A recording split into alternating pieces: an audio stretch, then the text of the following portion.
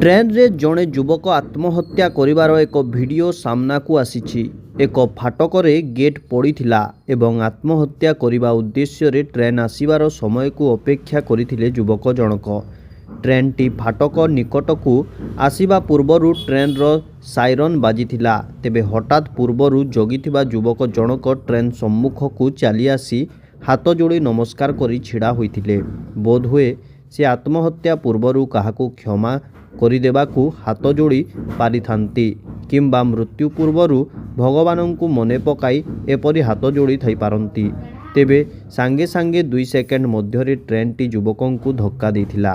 ତେବେ ଉକ୍ତ ଯୁବକଙ୍କ ଗୋଡ଼ କଟି ଯାଇଥିବା ବେଳେ ସ୍ଥାନୀୟ ଲୋକେ ଉଦ୍ଧାର କରି ବୁର୍ଲା ବଡ଼ ମେଡିକାଲକୁ ଚିକିତ୍ସା ପାଇଁ ପଠାଇଥିଲେ।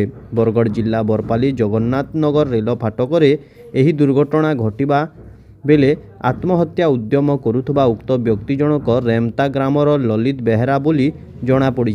तेबे केउ कारणरू युवक जनक एपरी आत्महत्या उद्यम करथिले ताहा कारण एजाएं जनापड़ी नाही।